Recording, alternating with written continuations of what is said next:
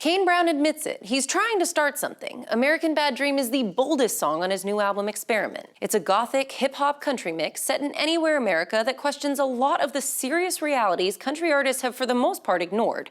On an album filled with straightforward, bright, often cuddly love songs, it's a growling pit bull. I don't think you know what you're doing to me, God. My heart skips skipping a beat, you're not close enough. For the most part, you'll find more songs like Lose It on Experiment than American Bad Dream. The 25-year-old's second studio album is heavy on love songs inspired by his wife, Caitlin. Oh yeah, I was going through love. Good As You uses footage from their wedding as the music video. She pops up again in Homesick and Live Forever. It's hard to imagine him singing to anyone else during the mandolin-driven hometown tribute, My Where I Come From. So when the album turns to the dark, menacing American Bad Dream, it's shocking. I was nervous writing the song, but after we finished the song, I felt like we wrote it well enough that you could see that I wasn't trying to say anything bad about it, just cause awareness.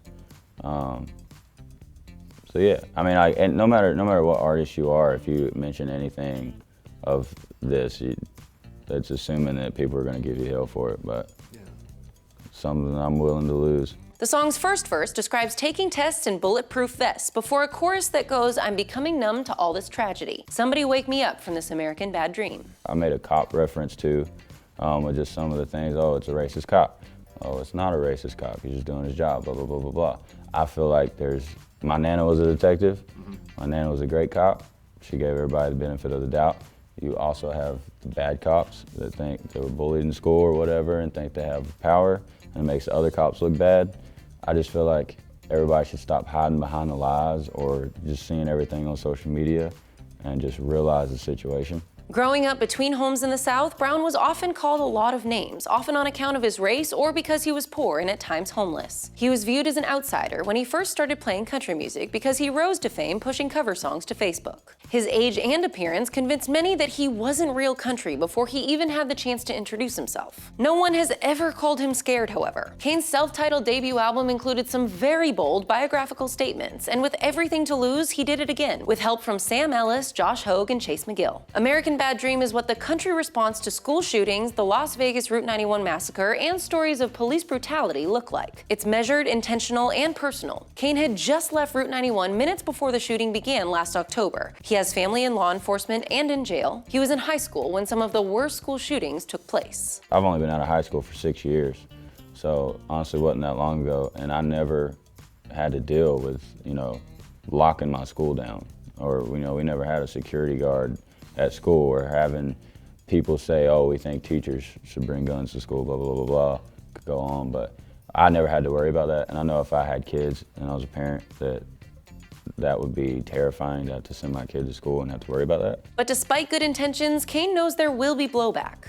I've already get talked bad about anyway, so I'm used to it. So if people want to say anything, I'll just let them say it. There's precedent, although sporadic and lopsided precedent, for social statements in contemporary country music. On her Cry Pretty album, Carrie Underwood snuck a song called The Bullet that's similar in message to what Brown is saying on American Bad Dream. That song was actually passed up by Tim McGraw and Faith Hill, two vocal proponents of gun control. Brad Paisley tried to make a statement about racism in 2013, but the message got away from him. He's got advice for Kane. To maybe ignore social media in the middle of whatever it is you want to say, because I don't know that it's representative. There are a lot of well-meaning fans that will write very heartfelt things to you on social media, but then there are a lot of people on there that you would never hear from otherwise. So you have to be careful with that. Like, you can't use social media, in my opinion, as like a polling device for yourself. Once American Bad Dream was written, Brown says he wasn't afraid to include it on the album because he knew he got it right. It's like I just closed my eyes, he sings. Everybody started falling for the devil's disguise that hides behind the lies that hide the truth, and I just can't take it no more. I wasn't trying to say gun violence or, I'm against guns or blah, blah, blah, blah, blah, because I'm in the middle. Like, I see good with it, I see bad with it. I was really just trying to get it out there for other people to see. It's hard to disagree with that raw emotion. In the end, Brown wasn't looking to start a fight or a protest. He's just looking to start a conversation.